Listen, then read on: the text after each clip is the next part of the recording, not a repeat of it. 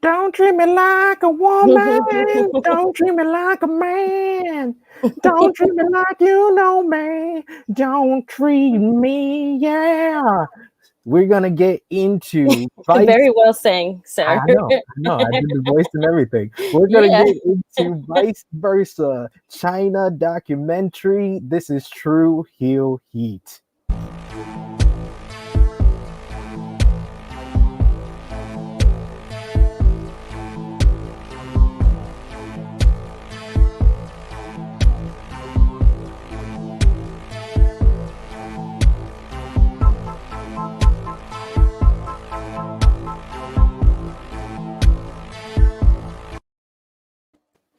Hello, hello, hello. It is me, your True Hill Phenom SP3. We are live on the True Hill Heat YouTube, Facebook, and Twitter for Vice Versa Presents China Documentary Review. I am here once again with the beautiful, the lovely Miss Krssi Love. Hello, hello. Good morning. Good morning. Very well saying, Mr. SP. Very well saying.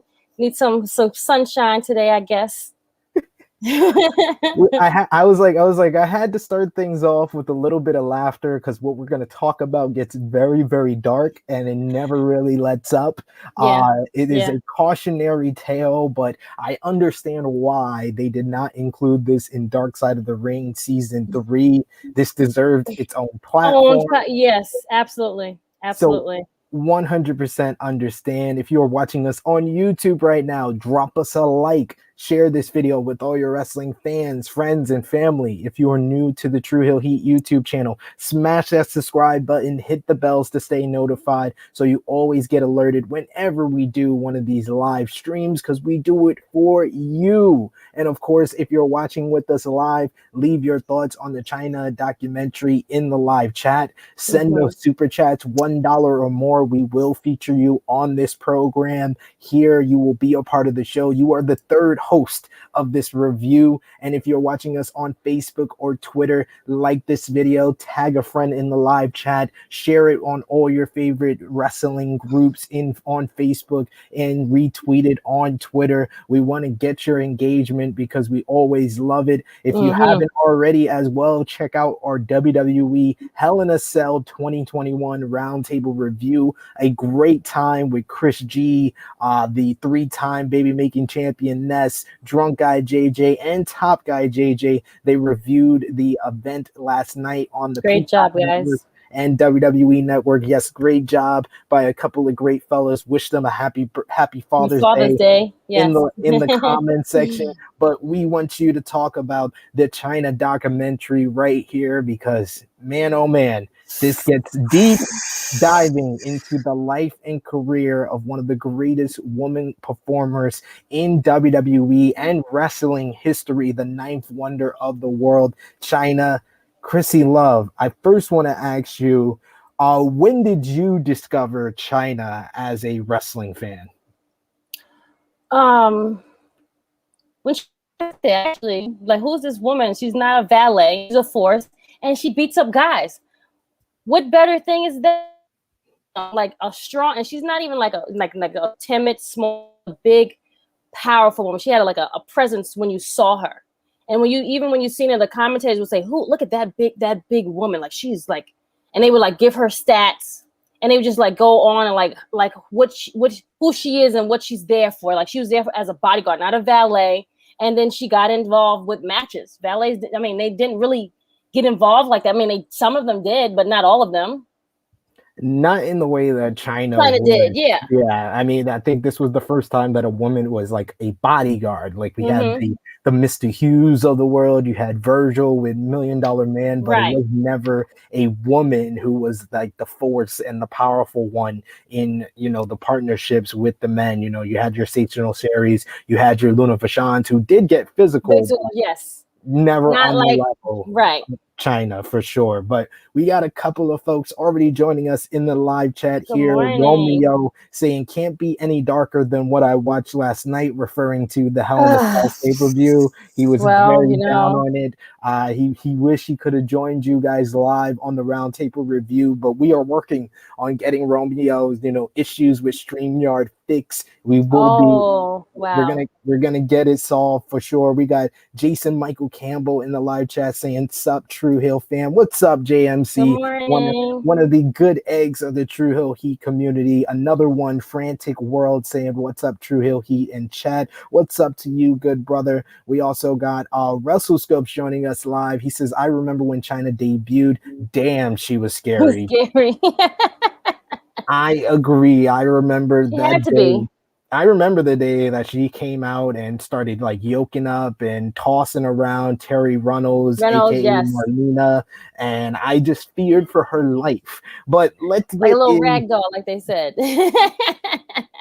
Absolutely. For everyone watching us right now, remember, engage with the show. Drop us a like if you're watching us on YouTube. Drop us a like, a heart emoji, an angry emoji, a laughing emoji. However this documentary made you feel, let us know by hitting that expression in the on Facebook, and give us a like if you're watching us on Twitter. But we're going to get into this documentary right now. We started off things with none other than the WWE legend Mick Foley, and he tells us that he vividly remembers seeing Chyna debut on Raw in Tennessee. He would sit in the crowd and watch the show, since most people didn't know what he looked like without the mankind mask, and he was blown away when he saw her ragdoll Terry Runnels, aka Marlena. Billy Gunn kind of echoes those thoughts, and he says we hear from Vince Russo, who was the writer during the time when Chyna came into the WWF, and he says that he called her stunning when he thinks of the first time he saw her. Foley says nobody has ever seen the likes of her before and haven't seen anyone like her since. Billy Gunn says wrestling her was no different than guys, other than she hit harder than Yes. the guys. And Billy Gunn with a great compliment to Chyna, that he says that she was as over as Stone Cold Steve Austin during her rise. After those few comments, we get like a proper intro to what the documentary is really going to address, as they touch on her fall from grace as well as her personal issues, while also showing off some footage of Chyna having her issues on camera during the documentary that was shot. A friend of hers, which would be named Karen Simpson, cries as she says her friend Joni went into a dark place because of being Chyna. So it's really a story about the price of fame, and it's a cautionary tale in a lot of ways. So we start off things with Chyna in 2015 when she's living in Tokyo, Japan. Chyna says it is hard to go back to LA as she doesn't feel as glamorous as she once did. She has been living the last 3 years in Tokyo. She doesn't feel she has been doing anything wrong, but people think she is a monster. She has good being outside of the bubble and knows everyone is going to be looking at her. She talks about speaking to her manager, and she feels she is on the right track. What did you think about this like first image of Chyna before she came back to the United States here, Krssi? It looked like she was like at peace, almost like she was content at like what has happened, and she just looks like sometimes you just need to get away from all of the like limelight and just rest and like just absorb and see what life is like, and just be quiet and calm. I've seen it like a sense of peace, and like you can see like she's smiling through her eyes almost, which she lost when she came back. Yes, and she lost along the way from, you know, having a family in the WWF and then losing that family. But they talk about in 2015, Chyna and her management made plans to create a documentary called The Reconstruction of Chyna. Her manager Anthony Azaldo has her on the phone to go over plans for the documentary. He introduces her to the director Eric Angra. Her manager tells her she has to be herself, and this is about her all of the time. We also see that Chyna passed away during the filming of the reconstruction of Chyna, and the film was never completed. And we would learn the tale of how we came to that final conclusion during this whole documentary here.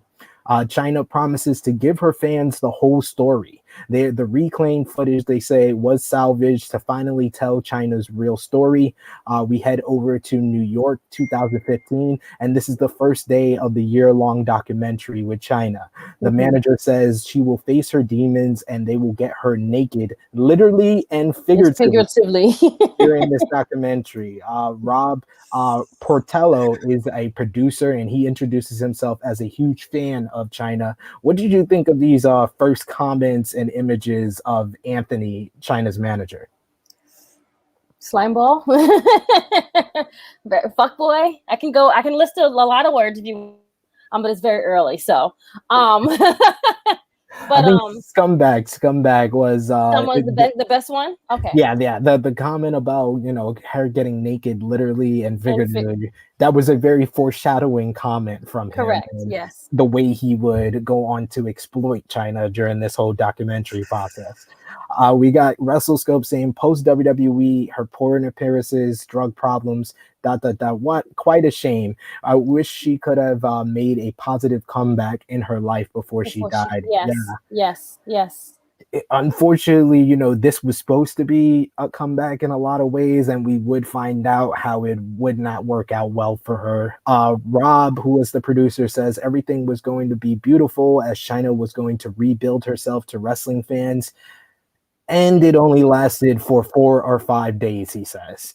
Day one of filming, the crew meets Chyna for the first time. Chyna is trying to do everything the right way this time. She's on a different anti-anxiety medication she was put on in Japan, though she says she doesn't use it much. She does use some as a sleeping aid, though, she says. Rob talks about the first day of filming and how it was weird just walking around with her in New York City, as it wasn't the documentary they thought they were making. We see footage of Chyna taking pictures with various fans in New York, and Chyna says she was happiest when she was wrestling, and then she experienced hardships she could never imagine. And then that would take us to the beginning of the whole journey for Joni Laurie, aka Chyna. We see footage from back in 1995 as Joni Lee talks about training hard to show a new breed of female wrestler. We meet Kathy Hamilton, who is Chyna's sister. Chyna's body was a struggle for her, she describes, in her teens, as she didn't know how to embrace how strong she was. Chyna talks about lifting weights with her brothers. Kathy thinks Chyna felt confident because she learned how to shape and manipulate her body. Chyna's goal was to be an actress, and she realized she wasn't going to fit into the average roles on TV, but she still wanted to be an entertainer. Do you think that Chyna could have gone, to a path of being successful and being famous if she just would have became an actress instead of a wrestler, Krssi? I don't know. I think if she was on the right path with the whole wrestling thing, it could have led on to a better or bigger career with acting. Like she could have been like John Cena and The Rock. I think that if she would have like been on a certain path, it would have led her into the whole movie thing. I don't know if she would have just been just a movie star like she, right off the bat. Yeah, you could tell though that she had something like in her to always be entertaining, as we would find out from a lot of the people that she grew up with. It was at a gym at the gym that she met her one of her first boyfriends, Jerry Belize. Jerry, Chyna's ex-boyfriend, pops up and he talks about being impressed with her from the first sight that he saw her. He couldn't stop thinking about her. They started a relationship, and he puts over how everything she did was to better herself and to be that one thing she was destined to be. We then see Chyna on a talk show, and she admits she wasn't a wrestling fan, but saw all the excitement when she watched the show one night. She wanted to explore it and asked her sister, but she didn't want to do it. Chyna found a school run by Killer Kowalski in her hometown of New Hampshire, and talks about the first day of training. We get footage of Chyna only 6 months into her training. Kathy talks about all the work that she put in every single day and how she loved every minute of it, even though she had, black and blue marks all over her body. We see more footage of Chyna on the independent scene, and it's pretty fascinating to see how she like got started, because I thought like, I've always heard the story from the eyes of Triple H and Shawn Yep. Michaels, Yep. and every single time they tell the story, they're like, oh no, she was a bodybuilder and we saw her in the airport and we discovered her, and then I feel like this was more of the real story than what Triple H and Shawn Michaels been blowing smoke up her ass for years. Yep. Absolutely. I was like, wow, like we've been lied to for a long time. Very long time. Matter of fact, since she came since she came into the industry, we was lied from day one. So pretty much. We get Karen Simpson again, who was also a wrestler in those early days with Chyna, talks about how much fun they had working against each other because they were both bigger women. She gets emotional as she says wrestling wasn't the place Joni should have been at all. We move back to 2015 in Garden City, New York, and we get Rob, the producer, again. He talks about that day and places blame on Anthony as signs were showing that Chyna wasn't in the best place. He says her manager's main goal was to get her to the Comic-Con scene. We see Chyna meeting fans at the con, and she knows she is going to be okay because she is Chyna. Mick Foley actually shows up at the con because he's doing a signing as well, and he gives Chyna a hug as they're both very happy to see each other. Chyna gets like very emotional.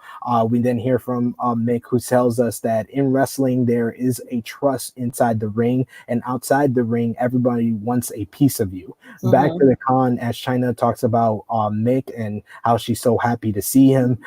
Foley says he wasn't sure if she was ready to go back and be a part of the provocative stuff. He says, and I quote, "I wasn't sure if that was what was best for her." What did you think about this interaction in 2015 between Chyna and Mick? I felt like it was very touching and very endearing. Yes, it was very heartfelt. I wish she had people around her like Mick that would have kind of like molded her and like hug her when she needed to be hugged, because I don't think I know she was not getting that from being with her manager and these two filmmakers.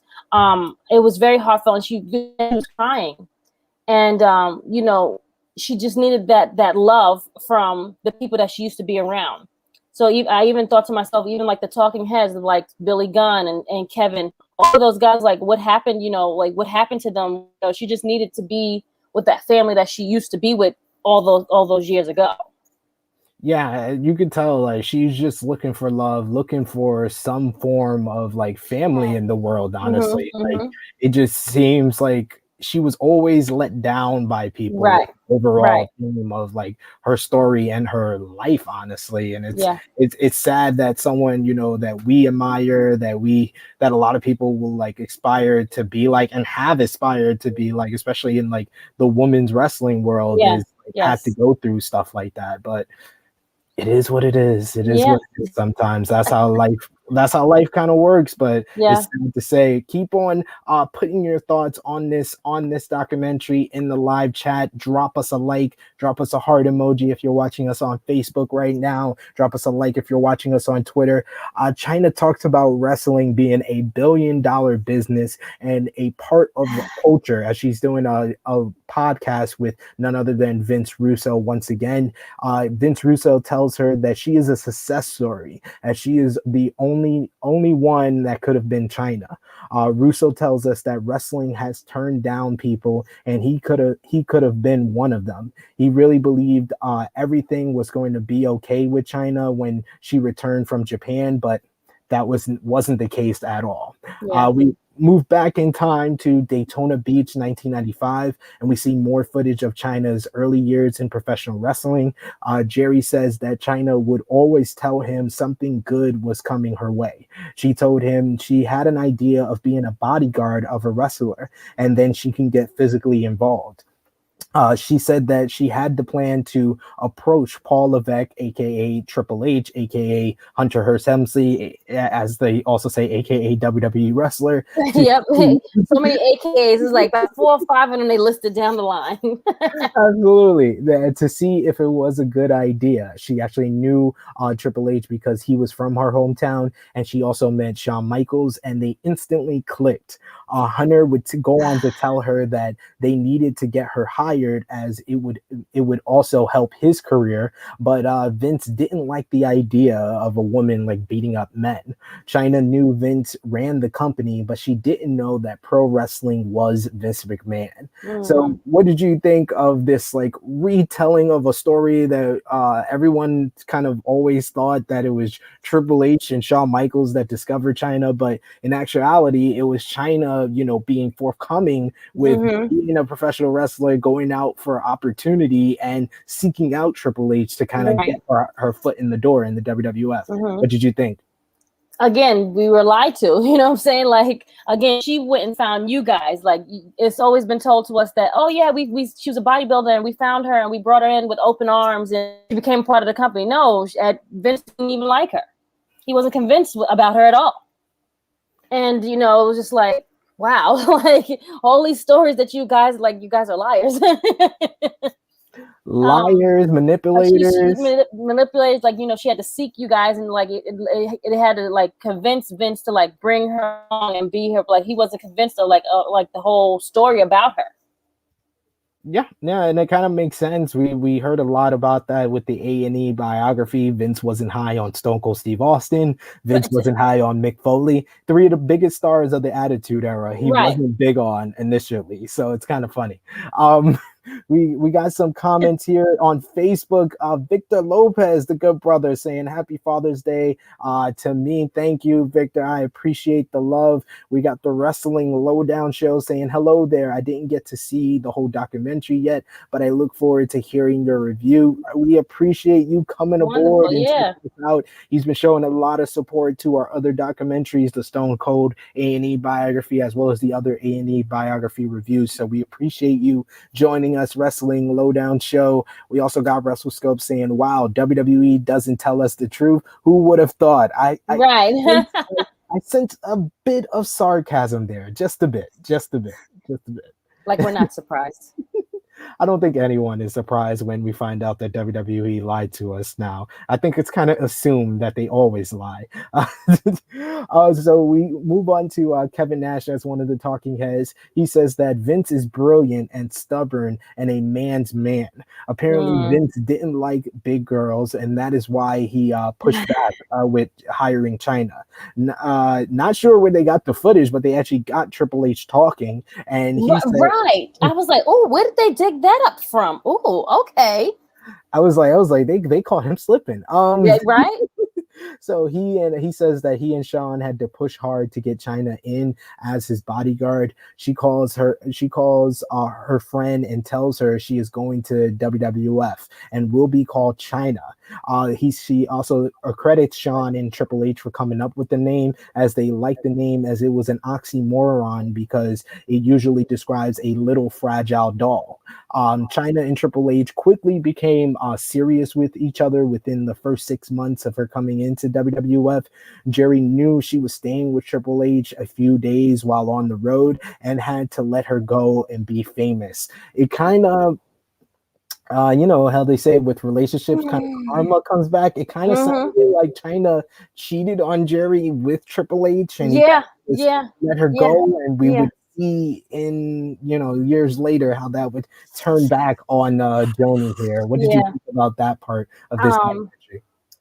Very, very foreshadowing, because again, you were with someone and then you leave to get opportunity for a job, and that's it. Like, like, hey, I'm over here, I'm gonna be staying with this guy, and I don't even know if they really like got an official like breakup. I think he just like found out like that she was just with this other man that she was like living with and like working with, and just it's sad to see what happened, because same thing will happens to her later on, years down.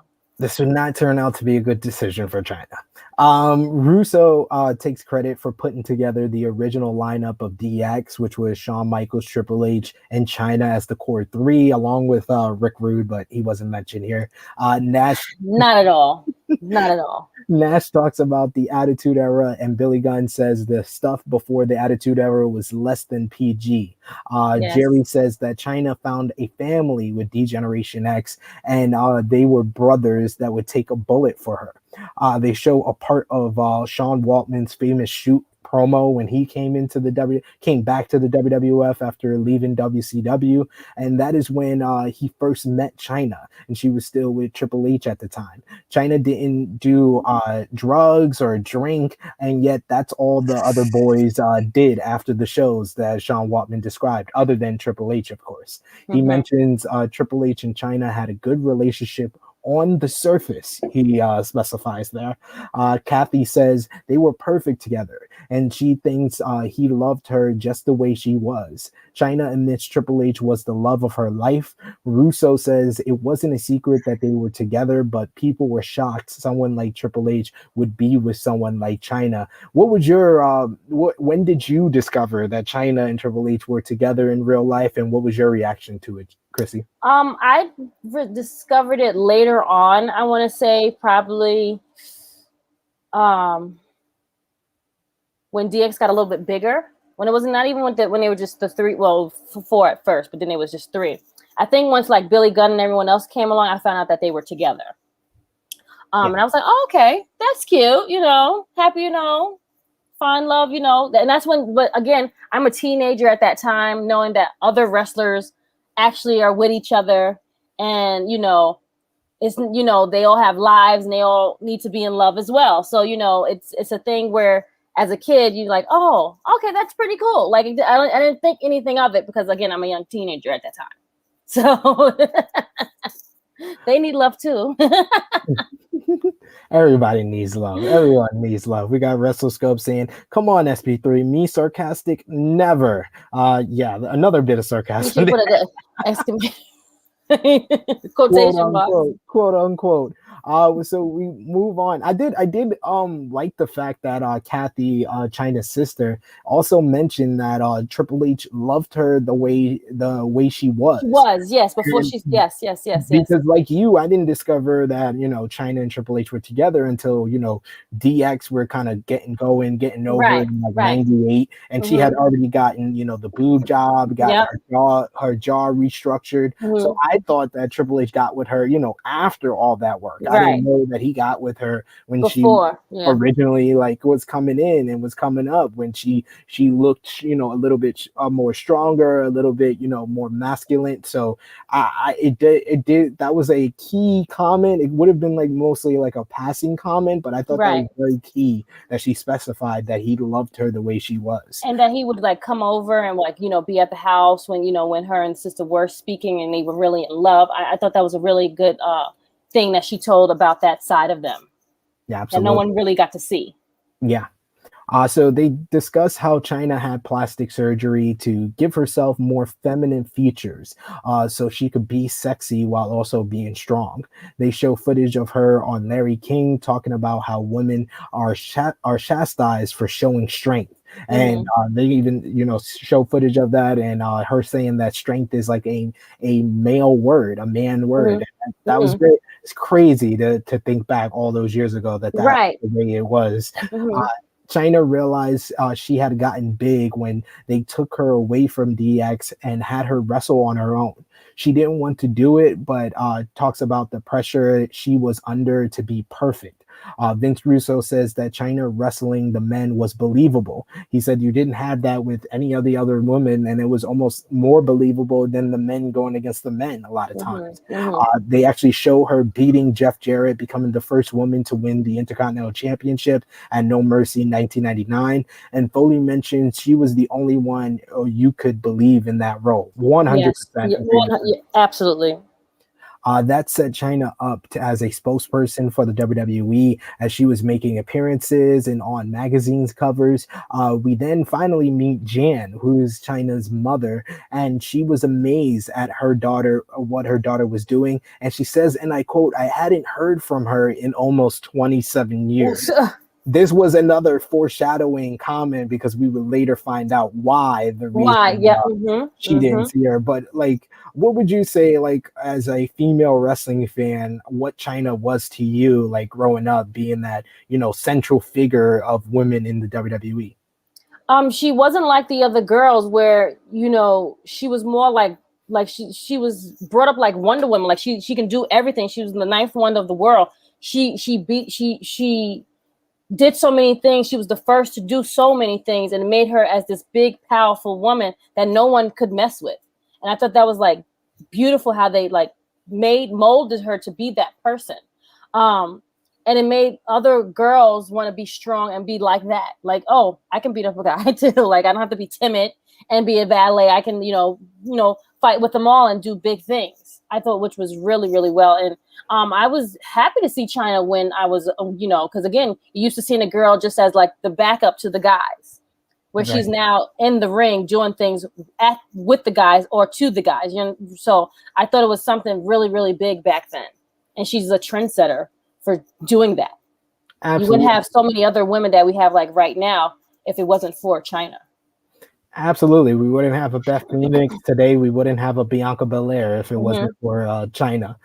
So they talk about Chyna became a household name, and she got the offer to do Playboy, which I will say was my first Playboy that I ever purchased. Really? My mom allowed me at 13, I think 12, 13 years old, the first Playboy I ever purchased, because Chyna was on the cover. My mom let me get it, and she did not know what she was doing to this young wow. She mentions she was paid more for that one Playboy shoot than she had made in 5 years with the WWE. Kathy, her sister, says Chyna never thought she belonged with those women, but they all loved Chyna, and we see of her with the Playmates. So that was great. That was beautiful to see. For 6 years, she wrestled men, and then Vince McMahon suddenly wanted her to start wrestling in the women's division. This was toward like 2000, 2001, the end of 2000 to 2001. And for her, she felt like it was a step backwards. Billy Gunn agrees that it was a huge turning point to her whole entire story here. We then hear back with Karen Simpson, who talks about and says, and I quote, "Shame on Triple H, he broke Joni's heart," which leads us into the whole story with their breakup in 2001. Chyna says she wouldn't be the jealous wife, questioning the meetings with Stephanie, as what he was doing was great. He was finally, you know, Triple H at this time had became the champion. He was the top heel in the company, and they have Steph footage from her interview many years ago on Howard Stern, and she talks about the storyline with Triple H and how they started flirting with each other, and how Triple H one time was thrown out the ring and started feeling up her leg, and she was like, "Well, this isn't a part of the script," kind of making light of when Triple H was with Chyna at that time, which was cringy. Chyna told him she knew something was going on, and she got her closure when she found a love letter from Stephanie, which dated back a year previous than what she found it. Kathy knows Chyna was devastated when that relationship ended, and Chyna knows he can't stop love, but she then wondered how that would affect her career, and it would greatly. What was your thoughts on, you know, this was kind of a precursor to the whole Edge, Lita, Matt Hardy situation, but it's not one that they brought to light, because shortly after her discovering this, we would find out like this was kind of the beginning of the end of her wrestling career. What did you think of this whole story with Triple H cheating on Chyna? Just very sad. It's unfortunate.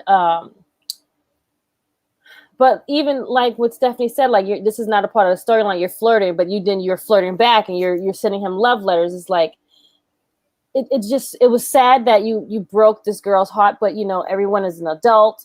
But I feel like it should have not like messed with her wrestling career, though. I feel like it's just if we're all adults, we're in this as a business, we can all like separate the two, especially if like, you know, Chyna wasn't that like jealous type. She was only upset because you're lying to her and she knows what you're doing.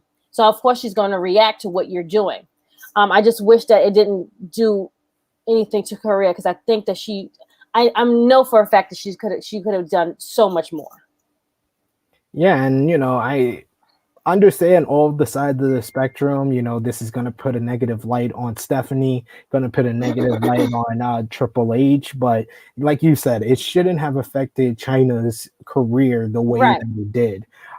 We then move over where we talked to Jim Ross, who told an interviewer, he says that they decided not to renew Chyna's contract. He felt that she was as valuable to WWE as Stone Cold Steve Austin, the second person to say that during this documentary. And Chyna knew she was a top talent, but she wasn't paid like one. JR says that she demanded $1 million a year, and they weren't going to pay her that. Vince Russo says Chyna was the last one to have an ego, and she had every right to have one. Chyna mentioned she was at a deli and got a fax that she was being let go from the WWE, which was insane. That was cringing to me. I'm so sorry. That like a deli, like how?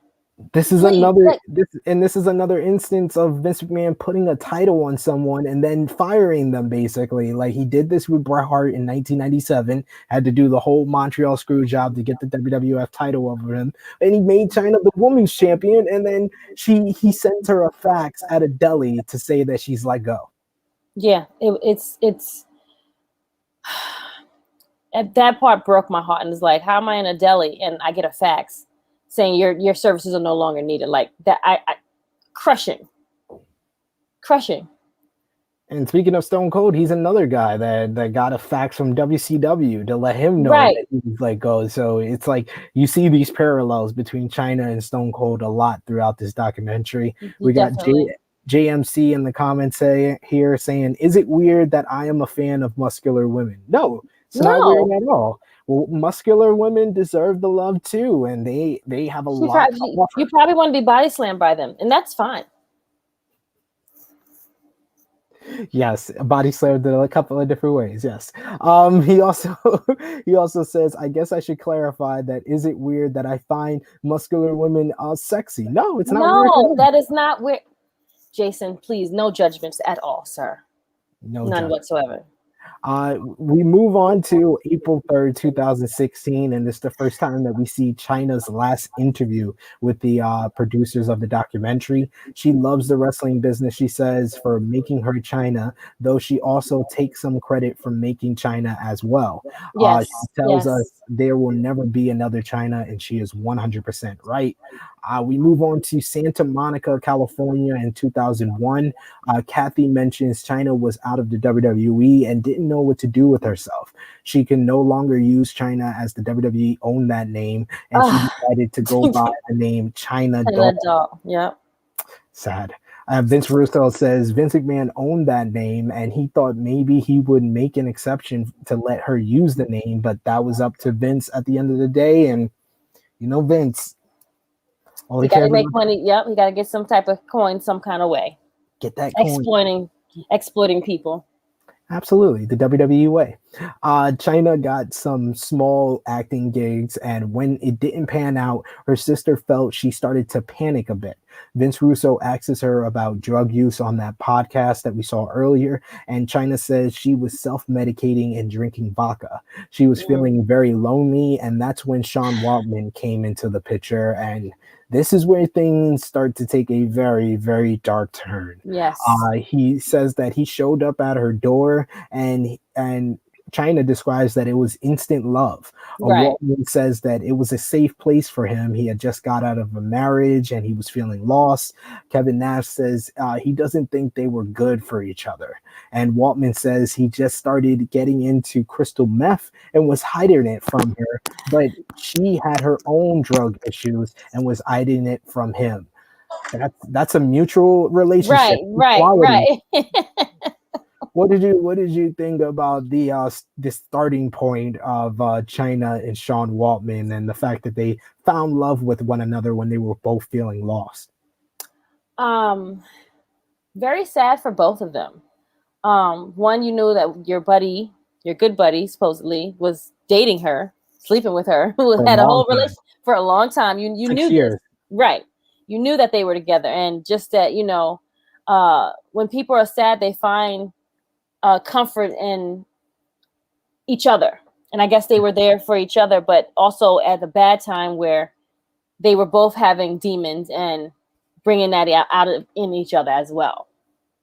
They were enabling each other's issues to Hmm. come out more, it seemed, and by hiding it from one another, it just kind of it would It added eventually. to, yeah, it made it worse. It added to the let's say the downfall of both of them. Yeah. And definitely, this would be described as a dysfunctional and toxic relationship. We do have some, some bright spots in this time after the WWE. We moved to Tokyo, Japan in 2002, and they discuss New Japan Pro Wrestling, and they get Chono and Inoki as talking heads, which I thought Which was is great. was awesome, beautiful. I add whoever did this is geniuses. Go ahead. Sorry. Absolutely. Antonio Inoki says they wanted to change society's way of thinking in Japan, and Masahiro Chono says none of the men wanted to wrestle her. He talks about training every day for 10 hours a day. China says that it was very hard and it was a different style than what she learned in WWE, and it leads to a match in the Tokyo Dome with Chono. He talks about the pressure she had to be carrying and admits she was stronger than he thought she would be. She kept getting up, and the audience started to buy into her. Chono says that his wife never watches wrestling, but she watched that match and was cheering for Joni over her own husband. Husband. Yeah. Calls it the most physically demanding achievement she has ever done, and Chono says she was crying after the match and thanked him for the match. I thought that Chono was great here and very Yes. informative about this whole entire match and the whole entire process for that. What did you think about this part of the documentary? Again, we were starting to go down that rabbit hole, and it kind of like picked us back up to like bringing something where it could have been much bigger for her. I feel like if she would have like been there a little longer, Yeah, and some of the blows that she got, I was like, oh my god, like her feel like he kicked her in her face like twice so hard, and I'm like, how did she get back up like with no problem? And she looked good, like she looked strong, like she looked good, like they made her look like that strong woman that it was just spot on, beautiful storytelling by the both of them. absolutely. We move back to Sean Watman, who admits he carried crystal meth with him to Japan, and the drugs caught up to China in Japan as well, which led to her firing from New Japan Pro Wrestling. We move back to Howard Stern as he asks China if drinking is a problem, and she says no while looking like she was Like she was absolutely drunk and like wrecked because she was, slurring her speech and everything. This was not a good look, and this was just a sign of things to come. We move back to Nevada. I do want to mention here, at this point, because we're moving back to 2015 in Nevada. This first like hour of this documentary was all over the place with the it storytelling because we went bouncing from right. 2015 to telling the story. I would have felt like you start off things with like the introduction of the documentary, then go into the whole story of China, China, yes. starting in wrestling, going through wrestling, leaving the WWE. Stay on that path before you go back and forth between 2015 and then the whole I, story of her downfall. I kind of felt the same way because I'm like, you're talking good one moment, then 5 minutes later it's like all bad stuff. Then we're gonna go back to good stuff. We're gonna go back down low stuff. Like it was just bouncing back too much for me. Like I'm like, how am I supposed to keep track if you're going this way and that way? Is like you said, just start off with an intro. Like no one's seen a documentary before, no one's done one before. Like Hello. Like I don't mind the roller coaster because her life was a lot of Oh, ups and and downs. down. But I'm just talking about like the timeline, Right. like stay on the path of telling her story of how she got to her downfall before you go back to 2015. It was just Right. a little bit scattered brain in like the first hour of this documentary. We go back to Nevada though in 2015, and the crew takes some footage and pics of Chyna in the desert. They knew she was taking prescription medication at this time, but it wasn't affecting the work. Anthony knew that rehab was coming, but Chyna didn't want to do it as she felt she had it under control. Rob says that it was a real battle for her as everyone could see she was hitting the sauce and the pills. Mm. Then we go back to 2003.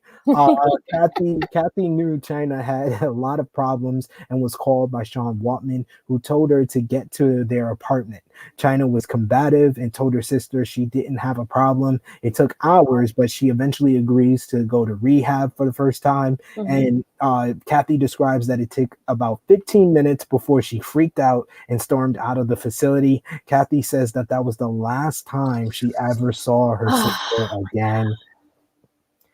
To know the fact that she didn't pass away until like 13 years later, but never saw So her her, sister who was so close to her at this time, living with her, was her support system. And because she wouldn't admit she had a problem, that denial led to her losing her sister. And her sister says, and I quote, "She was my best friend and I was the only one she had for family." So yeah. do you hold anything against her sister for not going back and reaching out to her? Or do you feel like, sometimes when a person has a problem, you kind of have to let them go?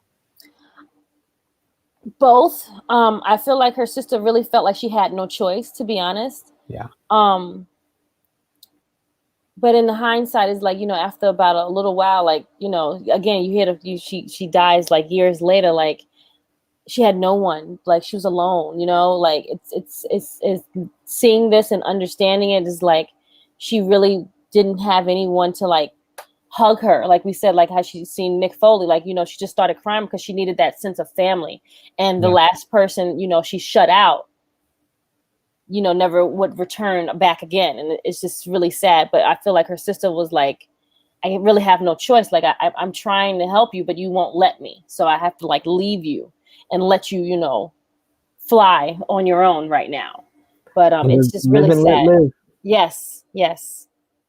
So we go back to the Howard Stern interview with Chyna, and she talks about going to jail for beating up Sean Waltman, which I thought She was a little right. bit funny. Now we finally get to the sex tape, the one night in China sex tape with Sean Waltman in China. He admits he was a pathetic wench to her. He calls the relationship messed up and volatile. Like I said, toxic as fuck. And not matter how bad things got between, no matter how bad things got between them, they kept coming back to each other, which is Mm-hmm. the telltale sign of a toxic relationship. Yep. Chyna tells Stern nobody had a gun to her head when they made the sex tape, Yep. and they thought it was funny. Very interesting. Very interesting there. I would say if you want like a key example of like a toxic relationship, I've been going back in time and rewatching the original Jersey Shore, Ronnie and Sam. That's like the OG That is reality toxic yeah. relationship because they Yeah. were always toxic, always fighting to each other, always And very like always back with, and everyone was like, why does Ron deal with this? Like, why does Ron, like, they were so bad for each other. Like, it was just a hookup, guy. this is just another level of it. Chyna Yes. and Sean. I'm not saying that Ron and Sam is relatable or comparable to Chyna No. and Sean Waltman, but that's what I like. What The I'm because I'm toxicity just, of yeah, everything, of because them I'm just both being watching it together. back. That's why I compared the two. But Chyna and Sean Waltman was a whole different level completely. We then go back to 2015 once again. The timeline's all over the place here. And now they're in Las Vegas again. Rob says Vegas only encouraged her demons. Anthony had her take part in a celebrity poker tournament, and she had no No, idea how to play. like, how do you, like, how? So she got like an overnight course, like a 10-minute refresher. Like I don't know, like what? Just learn on How? the fly. Just learn on the fly. It'll be all right. And didn't Uh, lose, right? She also started hanging out more with Eric, the director, and apparently they started doing drugs together. It seems Eric liked to snort heroin and blow meth, as he would describe. Rob started questioning, what the hell are we even doing anymore? And then we move back into her whole downfall and we go to the Surreal Life 4 on VH1, which was my first season of really investing in Surreal Life because I saw Chyna on there and I was like, you know Oh, what? let me watch this. I'm going to watch this show. Yes, yes, Seems same, fun. And this was, same. I think this was like around the time or the season before that where Flavor Flav was on it and stuff, Yeah, and it sparked yes, like the Flavor of Love, which sparked the I Love New York. So this is when VH1 was like the reality spectrum yep. for like chaotic reality TV. Mm-hmm, So mm-hmm. Real Life 4 was definitely chaotic. Oh, That is where she actually met her manager, Anthony, who agreed to be her manager at that time. She also made her took part in Celebrity Boxing and Fear Factor, and they finally give a name to the friend that I named earlier, Karen Simpson, who knew she was seeing Chyna on Surreal Life meant that it was all downhill. She figured Joni was like, screw it, and let's do porn and make some money. So then we move into 2008 in Las Vegas, and Joni says that no matter if you are a porn fan, a wrestling fan, a reality fan, you are going to love her porno. Vince Russo says she was trying to get work in a porn company. Vivid put her on a pedestal and offered her money, and he understands why she did it. We then move on to her appearance on Celebrity Rehab, where she tells Dr. Drew that she was living in hell. And I remember that Celebrity Rehab. This is what I said. VH1 was like the VH1 had this. Yeah, they was like the start of messy reality shows for celebrities. absolutely. We got Jason Michael Campbell saying, "Yeah, I love the Surreal Life. I missed that show. Yeah, Surreal Life was one of a kind. There would never be a reality show like No. Surreal." We moved back to 2015, and finally they've made it to Los Angeles, California. They made it across the country, and Chyna is excited to be back home. She does look happy being able to walk back on the beach and her feet in the water. Rob says she had a wonderful childlike spirit that was always with her, but she obviously needs help. Dr. Drew is here as a talking head, which I love me some Dr. Drew. I always love to see Dr. Drew. And he says that childhood trauma is a strong reason for addiction, which would lead us down the earlier years of Chyna, Joni Laurie. Do a big rewind all the way back. Very Which all we of should have done in the beginning, but whatever. From Go the ahead. very beginning, like, what are we doing here? He only treats the worst addictions, and if you are seeing him 100%, you had some type of childhood trauma. That takes us back to Chyna's mom as they discuss her childhood. Her mom says Chyna had a lot of her dad's traits. She calls Joe, which Chyna's dad, charming, though he was also an alcoholic and a drug addict. Joni saw them fight quite a few times, including her dad stabbing her mom with a butcher knife. Let me repeat that for everyone who missed it. Her dad stabbed her mom with a butcher knife. And can't make this up. Her mom had the audacity to say she isn't sure how much that had an effect on Jody. I think it had quite the effect on Jody. If you ask me, definitely had an effect. Kids see what they absorb it and they don't forget it. Absolutely. Chyna talks about her mom being dysfunctional and how she would separate herself from all the yelling and screaming. Vince Russo feels she was just looking for love, approval, and acceptance. Her mom noticed a change in high school as her grades started dropping. She was a different person and was hanging out with the wrong crowd. She describes it as she felt like an alien had abducted her daughter and took control of her. She thinks that she could have fixed that issue, but her dad came around and let her do what she wanted. And at age 16, Chyna decides to live with her dad. Yeah. And that was the last time her mom saw her, which that is sad. And it's just like your dad would not even like make sure you had a relationship with your mom. Like, you could have been over there on the weekends. Like, I guess it's sad. That broke my heart. And she'll never see her daughter. Never see her daughter again. Miami, Florida, we moved back to in 2015. Anthony talks about being happy where he is going with Chyna. He wanted her to make amends with her family. She apparently told people that Anthony was making her do things she didn't want to do.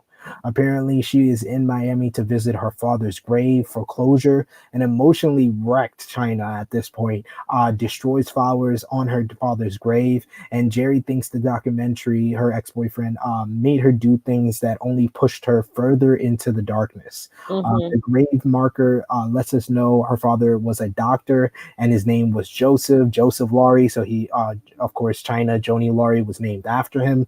And she tells her father she will see him around, which would, man. Another foreshadowing thing was just like, she didn't know it would be that soon, though. Right. We go back to her downfall, going back to the porn world. Chyna does her third film with Vivid, as she plays a female version of the Hulk in She-Hulk, an Avenger spoof. She tells us that she had enough and just wanted to die at this point. She decided to cut everyone off and made the trip to Japan. Tokyo, Japan, we moved to 2011, and Vince Russo tells us she moved to Tokyo and became a school teacher. She promises to be one of those success stories. We meet Brian and Kazuka, who are members of the Mormon church out in Japan. And when Chyna showed up, she said, in Japan, Chyna showed up to Brian's bishop office, and she told them she had a sketchy background and did a lot of things she wasn't proud of, but wanted a new life. Brian recognizes her name, but he couldn't believe it was the actual most famous female wrestler in the world. She wanted to get baptized, and she seemed to be in a good place. She lost the WWE family and searched for another family, and it seemed like she found that with the Mormon church. We move on to the Stone Cold podcast in 2015 with Triple H, which this was the part of the documentary. After everything we've just discussed, this is the part, and I've seen this before. It pisses me off to no end still to this day. Austin asks Triple H about Chyna being in the Hall of Fame. Triple H gives his infamous take where he says she deserves it based on her in-ring career, but his 8-year-old daughter could Google Chyna and will find things she doesn't need to see. He isn't criticizing her choices, though. He also asks if we want to go down the list of people in the Hall of Fame that have done far worse things, including possible murder. Looking at you, Jimmy Superfly Snuka, and the fact that you had another porn star you inducted into the Hall of Fame in Sunny. It's like right, yeah. It's preposterous. Yep. It's preposterous for Triple H to say this shit, especially with how important Chyna was to his goddamn career. Like, that's ridiculous. What did you think about this? It was very, very upsetting. Scumbag. Just, I keep going on and on about the names that we can call Paul, but it's just like, you're going to use your daughter as a scapegoat to now say that you guys don't want to give her the deservingness of what she is and what she was. She transcended women to a whole nother level. And you're saying because she did these things, because of you guys letting her go, it put her on a spiral downwards of you guys, finding her via fax at a bagel shop. All these things is what made her spiral down. She needed that family. You were her family, and you let her go. And for you to say such horrendous things is just heartbreaking. And I know she saw it. I know she heard it, of course. And what is that going to make someone do? Self-medicate themselves again. Make them drink. Make them feel like they're less than themselves. And like, for all the things WWE does, the WWE has given rehab for other people. It didn't seem like they were doing that for Chyna. Like, she really needed the help. She really needed that family to re-embrace her again. Even if it's sending her to rehab, I think that would have shown a lot and showed that they cared. But they never even did it. It could have helped with the whole like reincarnation of her and helping her get herself clean and maybe get a whole like comeback. It would have been so big, so big. And we got Jason Michael Campbell, of course, being the Triple H apologist, saying that didn't piss me off because it's the truth. Yes, it's the truth that they have a freaking murderer in the Hall of Fame, and they have other porn stars and people that have done far worse than what Chyna did. So it's a BS answer. It might be the truth, but it is a lot of bullshit behind it, Jason Michael Campbell. I'm sorry to say that about your Lord and Savior, Triple H. Vince Russo, who I thought Vince Russo, and I don't say this enough. Right. He was absolutely fantastic during this documentary, and this was the highlight of it, when he absolutely crushes Triple H for that comment, as he says that he is sitting married to Stephanie McMahon, living with the McMahon empire, for him to crap on someone who was so important to his rise that he wouldn't have gotten to the level that he did in professional wrestling. It's absolutely atrocious, and I respect Vince Russo so much for that. Usually we'll put him on the Jim Cornette list, but for this documentary, he has got himself off the list for just for one time right now, and he said everything that needed to be said. You are everything he said, I agree with 100%. He should be ashamed of himself, and his wife too. He spoke for a majority of the viewers of this documentary. Yes. Right, Chyna's mom tried for years to find Chyna, and she finally got a call from her when she was in Japan. It was their first contact in 30 years. It seems she was breaking immigration laws because of visa issues in Japan, and her mom didn't want her to head back to California. Rob, the producer, says that all Chyna wanted was to be embraced by the WWE, and he calls her the greatest female wrestler of all time. Mick Foley would talk to her constantly about the Hall of Fame and told her not to put so much weight on it. We then go back to 2015, where we see Chyna and Anthony go to the WWE headquarters. Anthony and Chyna head inside and want to speak with Vince or Triple H. They head back out as they weren't greeted favorably, as Anthony described. Chyna says everyone was staring at her, though she did get a couple of smiles, but it was more like one of those. Their goal is heartbreaking. Their goal is to get her in the Hall of Fame, though I'm pretty sure that wasn't the way to go about it. Right. I feel like Anthony's intentions were somewhat good, but I feel like they could have went about it another way. Like, hey, let's go to the Hall of Fame right away. Let's see if we can get her clean. Let's see if we can get a comeback series of, like, she could have won against Beth Phoenix. Like, it could have been so many people that she could have won against back then. Like, my God, the money that would have drawn that in. It's just crazy. Because you're not going to instantly go back into the WWE. You could have go through rehab, like take a couple of months just doing that. You try to work out something with the rehab where you can get footage of her, getting herself clean, and then do an independent. Show the WWE that you're able to get back into wrestling at least on the independent scene, so that gets their attention and be like, you know what, she's making the right steps. Let's bring her back into the fold. He didn't even want to take those measures. He didn't even measures. Right to WWE headquarters and act. Go right to the top. It's ridiculous. This guy has no type of foresight. We move on back to California in 2016 now. Rob says he lived in California for 3 months with Chyna. He loved the time with her as they had a bunch of fun. They did yoga on the beach, as we see footage of them making short videos. They found peace and happiness being around videos called WWY and telling us one day they will be walking in fields of gold. Mick Foley says that he was happy to hear that she was in a good place, and Rob tried to be the voice of reason to her, but they went to Hollywood, and that's when things went completely off the rails. Eric, we then go back to the director, who is probably as scummy and slimy as I believe he is. He's just as He says that he gives Chyna some direction as they head to her house. Anthony says she was out of control with alcohol and pills she got from Japan that he wasn't aware of. Jan, her mom, got the feeling that Anthony was controlling things based on an email that she received.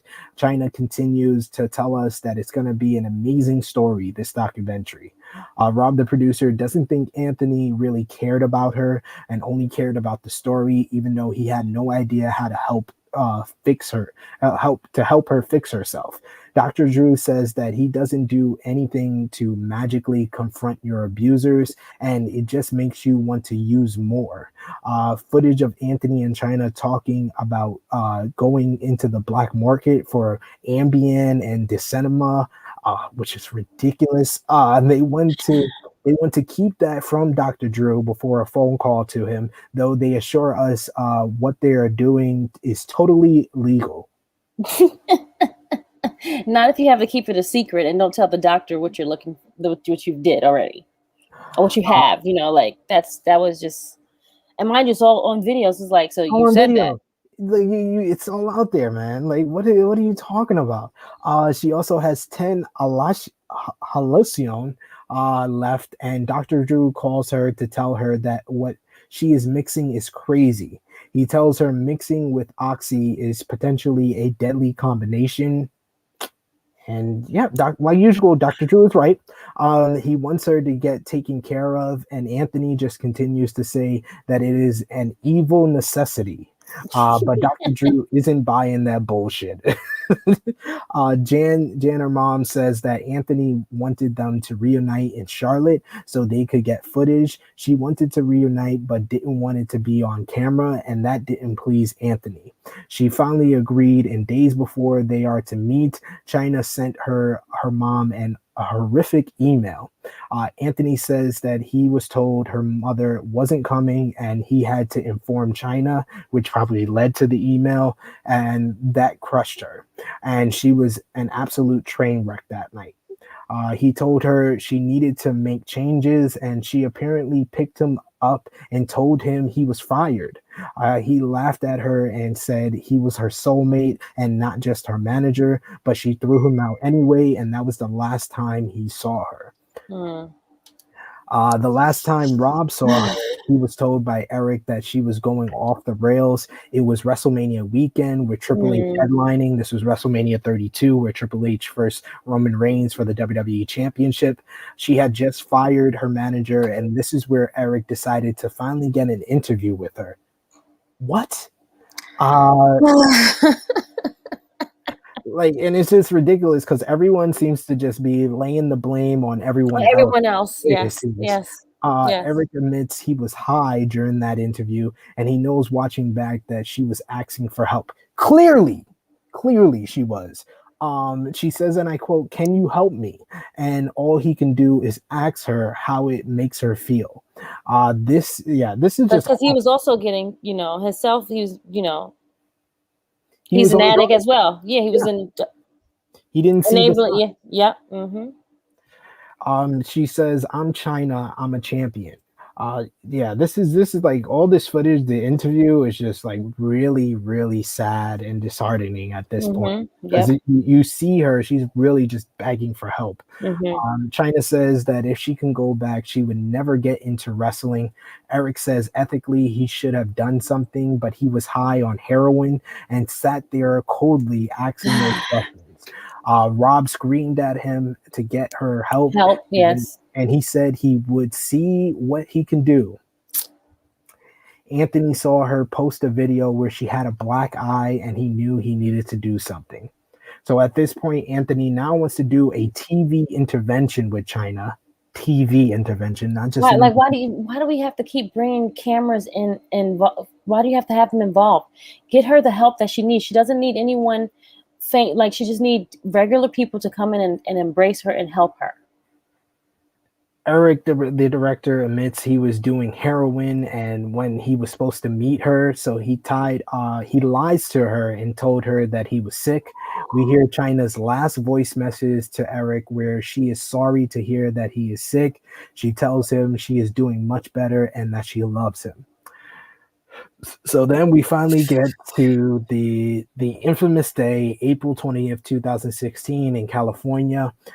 We see Sam Permuta, seems to be like our final talking head here. He is Chyna's lawyer. He had been calling her to get a hold of her, but she didn't answer. So he reached out to Anthony.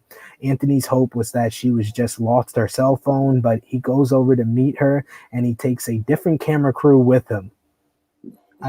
And again, he's her soulmate though. Soulmate. He said in the documentary he was gonna be, he was there to like, bring her out and like he was just a scumbag from the moment we heard him speak. Like from jump, 100%. He says he kind of knew, and he found her lying in her bed as peaceful as she could be.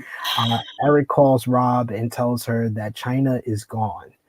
He says he has seen the footage Anthony took and says Anthony brags about it.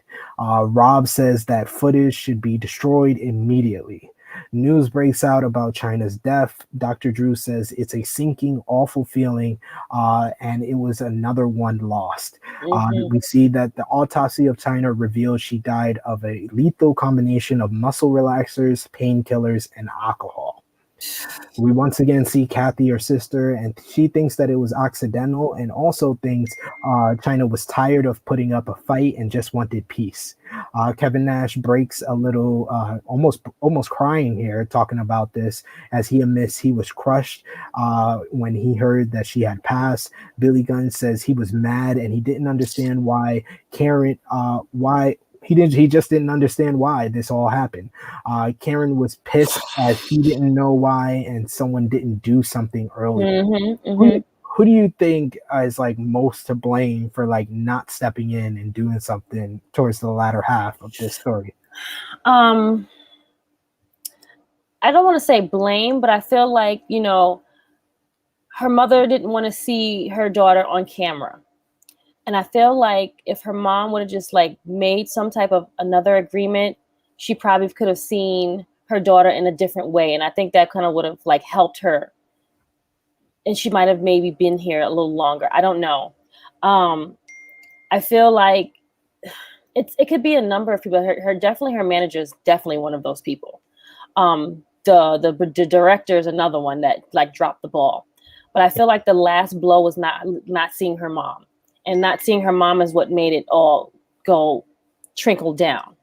And her mom had every right not to see her. I don't want to have this film. Like I want to see my daughter for the first time, just me and her. In 30 years. In 30 years. And she still never got to see her daughter, which I thought was really, really sad. I wish mom would have just been like, all right, let's do something different. Like, okay, let me see her for like at least 5 minutes. And then like, I think if she would have seen her mom's, maybe something would have like triggered in her to like maybe get better. Maybe her mom would have just like, come live with me. Let me take care of you. I don't know. Maybe she just needed that love. And I think, mom just like, so it's so many people that had their hand in a cookie jar that could have just, saved her. 100% agree with you there. We got in the comments here, Jason Michael Campbell saying, I know a lot of people don't like Vince Russo for a lot of things he says, but he is right about a lot of it. And I'm still a fan of his to this day. We also got Andre Corbello, a huge supporter. Thank you for joining us live here. He says, I was on the phone with Vince Russo when Chyna died. Vince put me on hold, and it was Kevin Nash on the other line telling him that she had just passed away. So I knew before the media did. Wow. And he also knows these type of things are difficult to cover. The both of you are doing a good job. Thank you for that. Thank you. We appreciate that because this is tough. This was a tough one, man. This was a sad one. And then for me, I knew she did the thing with Sean the one night, but I didn't know she did like the other porn videos. Like I'm like, when did she do those for Vivid? I was like, when did she become a full-blown porn star? Like, how? I didn't even know she played 2 instruments. Like, all these things. Like she was. Yeah, we saw a lot of her like playing the piano. She was really good at that. She was playing, right. She had the the cello. The cello. Thank you. It's the cello. Yeah. Like when did you know these things, right? Like this was like, and those were the beautiful side of her, just like just being at peace and like doing silly things, but she was making a song, but the talent that who not many people can play the piano. like It's hard. It's very hard. right. And you could just see it. She was very like Rob said, she had like a childlike demeanor, and she was Yeah. just looking for a little bit of love. It's like He does a great impersonation of her.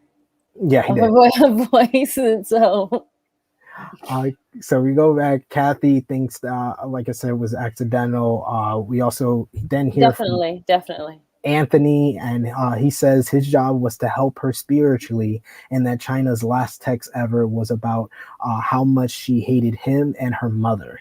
Her mom tells us she gave Anthony permission to cremate Chyna, and 3/4 of the ashes were to be spread in the Pacific Ocean and the rest sent to her. And of course, naturally, Anthony had a camera record him spreading the ashes. And then we learn he kept half of the 3/4, and that they were supposed to spread during the Pacific Ocean. And next we learn Anthony had a paid memorial for Chyna, and had her ashes put in a bedazzled urn for fans to stand by and take pictures for money. Slimeball, scumbag. I'm like disgusted, even like recapping this back. Yeah. Imagine like I was sitting there watching this, like, you did what, sir? Like, that poor lady didn't even get to see her daughter. You're exploiting her. Didn't even get to see the ashes. Didn't even get to see the ashes. She doesn't even have them, she says. So then we get Eric, who admits he let Chyna die, and at least he seems to be taking some type of blame. Yes. Yes. We never heard that from Anthony. We then learned that Eric was charged with possession and distributing of drugs. Anthony and Eric lost control of the film, and they didn't, gain the rights back. And we didn't see that footage until this piece right here. We then get final remarks. Vince Russo doesn't think she had any idea of the impact Chyna had on women across the globe. Mick Foley says people who were 8 and 10 years old have done things thanks to Joni breaking down doors. Foley says that he had a support system that Joni never had, and more than anyone, he knew she wasn't prepared for the emotional pain that can be caused when you are a dreamer living in Oz looking for acceptance from total strangers. What a quote. What a quote. Yep. They then end with a Chyna WWE promo, which she finishes when she says, and I quote, "I started this story and I'm going to end it." And that brings us to a close on the Vice Versa Presents Chyna documentaries. What is your overall thoughts on this story that was told beautifully over a 2-hour span here, Krssi? I wish she would have gotten that family that she deserved to love her and tell her how great she was. But know that she left a huge impact on so many females across the world and made it possible for the Bianca Belairs, the Sashas, the Baileys, all of those women. I feel like she was a light that shined, that made things possible that we didn't even know that could happen. And she's at peace. And just know that she was a huge reason of why that era was so big, and she was a woman at that. Yeah, I mean, it's horrendous what happened to her in her last couple of months on this earth. It's horrendous. Some of the people that really let her down, whether it was her father, whether it was her mother, whether it was Triple H, whether the WWF as a whole, Sean Waltman. Absolutely. And most especially her manager, Anthony. He led her down a bad path, and he never seemed to care enough to get her off of that path. He just wanted to put a camera in her face and document it seemed. And make money off of it and just exploit her. It's a very sad documentary. And, even though it's not a part of Dark Side of the Ring, it definitely shows the dark side of someone who didn't have like the support, like Mick Foley said at the end of this documentary. When you don't have that support and you have fame and you get to a level that you could have never dreamed of, it's a very hard way down. And when you lose that fame and Yes, when you absolutely. lose the people that are supposed to be there for you. So we got the wrestling lowdown with a very good question for us, Krssi. He says, if she stayed in Japan, do you believe she would be alive today? I think so, because she was with the Mormon community. Again, when we seen her in Japan, she had that light. She was a teacher. She looked peaceful. She looked like she was just content at what things how things has happened to her, and she was getting that love from that community. I think that family love that she needed. So a possibility of probably so, yes. I gotta say, yeah, because she had that Mormon family. She just seemed like she was in a much better place than what would happen when she returned to the U.S. and had people exploiting her once Yeah, again. So yeah. she didn't have that people exploiting her. So I think that's a very good question. Very But good yeah, question. I Yeah, would say definitely think I believe yes, she I would, would I be would, alive. I would hope yes, yes. We got Josh Ash also answering the question, saying probably not. Her still being hurt about her WWE departure would have affected her too much. I think it would have always affected her, but I Right. think that she was in a place where she was in a bubble. I mean, Hmm. she was in the bubble and she was away from it and she wasn't able to think about it. Although, the immigration laws and everything, there was a lot of struggles that she would have gone through in Japan. But I even think if she would have left Japan and gone to see her mother directly and Yes, not gone yes. directly into the documentary, I Hmm. think things would have turned out differently as well. Yes. So that brings us to a close on this, but we gotta do what we usually do: MVP, LVP, and how we rated this documentary here. Let us know in the live chat as well as the comments down below if you're watching us on demand who your MVP, LVP, and how you rated the Vice Versa Presents Chyna documentary. Krssi Love, let's start with you. Out of all the talking heads, who did you think was the MVP here? I'm gonna give a little plug for Mick Foley because he was definitely a great talking head. But my MVP has got to be Vince Russo. I am going to go a complete 180 from when we did our review of the Montreal Screwjob and him more than Jim Cornette, because I thought Jim Cornette was at least entertaining with talking about I'm gonna strangle him and all that Right. stuff. He didn't Vince, even really like bring. He didn't what. He kept it to the story. Vince Russo didn't make it about himself. He was really like an advocate for Chyna and an advocate for us as viewers in like ripping apart Triple H, talking about how important Chyna was and just giving us a perspective that we didn't get from all the other talking heads. So I totally agree with you. My MVP is Vince Russo. Definitely deserves a whole bunch of respect and praise for him just being open and honest about the career and the life of Chyna. I think it's pretty obvious who the candidates are for LVP here, but Krssi, who is your LVP of this time? My LVP is definitely her manager, and I'm going to give it to the director as well. They both have a seat in this. They both are that they deserve this without unanimously. Without a shadow of a doubt, we got Right. True Jaw Josh agreeing with you. He said that service they did was horrendous.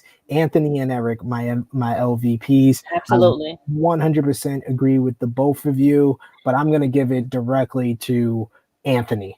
Like Okay. Eric at least has the reason. He was on drugs himself. He was an enabler, opening her back up to her demons. 100%.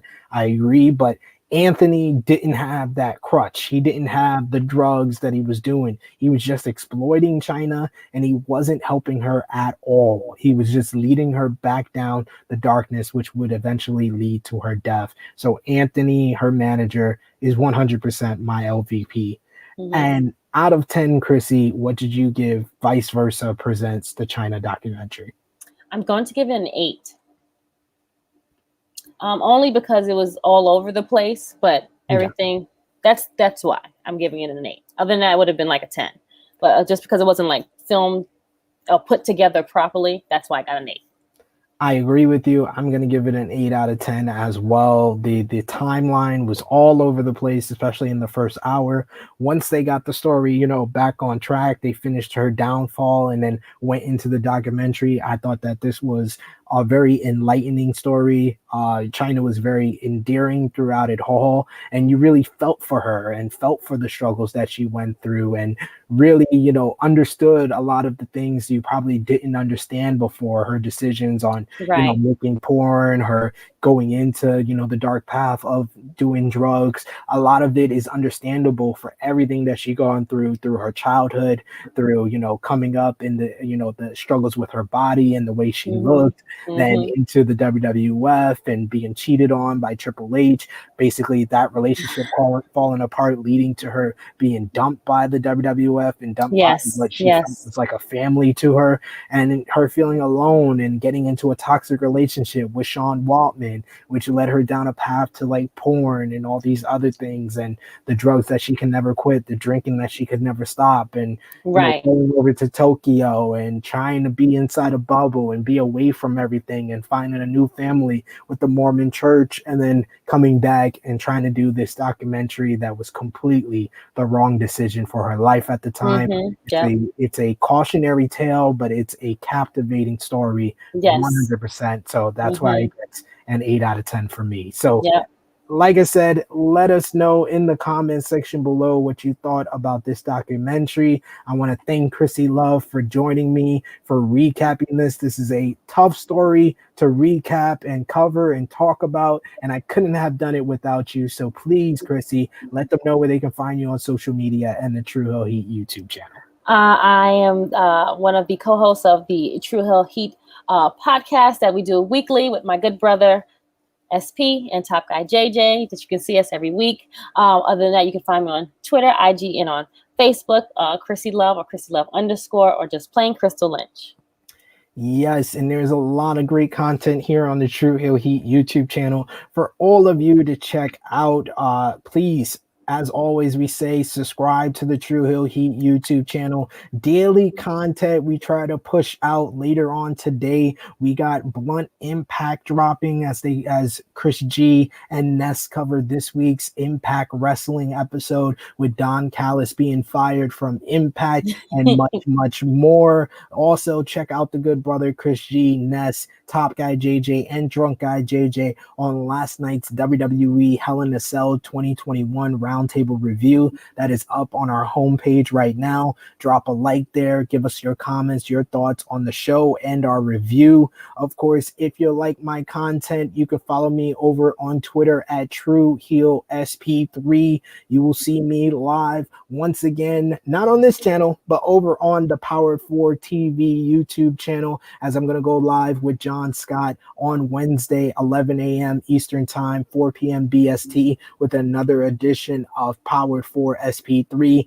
Then later on that day, 3 p.m. Eastern Time, 8 p.m. BST, subscribe to the Wrestling Daily YouTube channel with myself and my daily boys, brethren, Alex McCarthy. We're going to be talking about all the latest wrestling news. But of course, like this video, share this video with all your wrestling fans, friends, and family. Of course, you can follow us on Facebook, Twitter, and Instagram at True Hill Heat.